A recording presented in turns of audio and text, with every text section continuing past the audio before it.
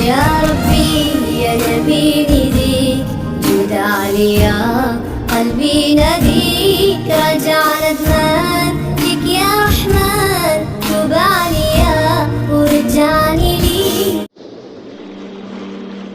Jamaah sekalian dimuliakan Allah Subhanahu wa taala. Mulai di Indonesia beredar persoalan yang mengakibatkan perpecahan. Kalau kita kembali mengetahui dan mendalami isinya, ternyata hal-hal kecil sebenarnya. Perbedaan yang terjadi di tengah kita. Sedangkan perbedaan bukan baru sekarang, tapi ada dari zaman Nabi Muhammad sallallahu alaihi wasallam.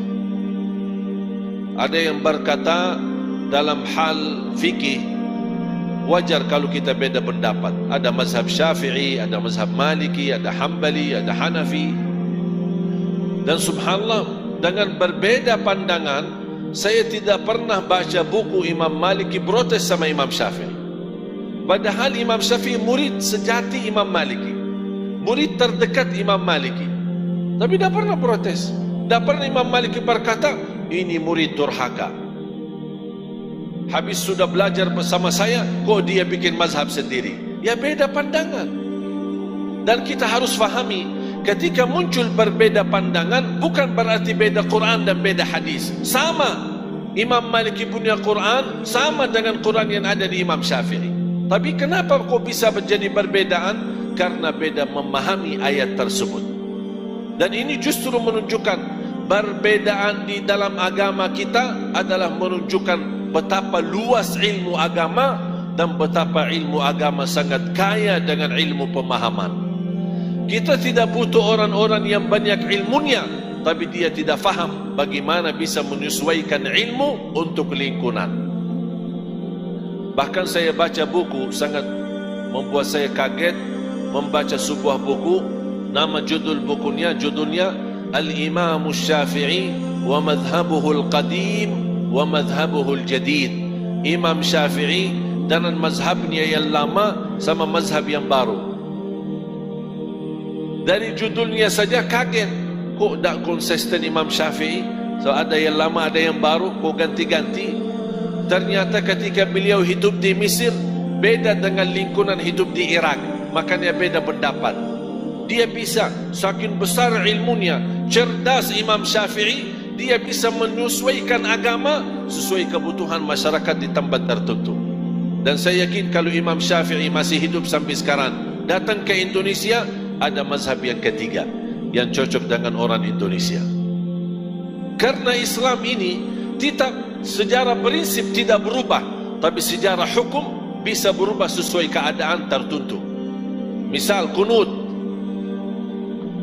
Rasulullah SAW mengamalkan kunut sekian lama, kemudian habis itu tinggalkan. Makanya ulama ada yang pendapat kunut boleh, ada yang bilang tidak boleh karena Rasul tinggalkan. Imam Hasan al-Basri ketika ditanya kunut, dia menjawab dilakukan baik, tidak dilakukan baik, selesai masalah. Jangan fanatik terhadap pendapat kita. Dan ingat ada satu kaidah Imam Syafi'i berkata, ra'yi sawabun yahtamilul khata' wa ra'yu ghairi khata'un yahtamilul sawab. Pendapatku benar bisa jadi salah, pendapat orang lain salah bisa jadi benar. Dan alhamdulillah kebenaran itu sesuai fitrah kita, tidak akan tersesat dari fitrah. Kalau fitrah pasti menunjukkan kepada kebenaran.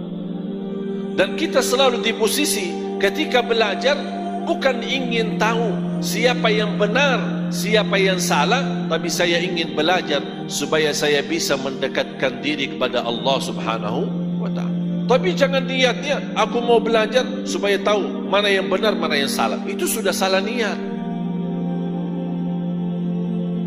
Anda berhak menyampaikan pendapatmu, tapi tidak berhak menyalahkan pendapat orang lain. Anda boleh sampaikan pendapat saya ini bid'ah, tidak boleh, sudah selesai, cukup menyampaikan pendapat. Tapi tidak berhak menggantungkan bid'ah itu terhadap orang-orang yang melakukannya, seolah-olah mereka ini kalian sesat dan kalian bakal dihisab oleh Allah kalian bakal masuk neraka. Itu bukan hakmu. Jadi anda sampaikan pendapat, ini benar, boleh. Ini boleh, tidak boleh. Ini sunnah, ini bid'ah. Sampaikan hanya pendapatmu, tapi jangan mengganggu perasaan orang lain, menyakiti orang lain dengan bahasa yang tidak benar. Hati-hati.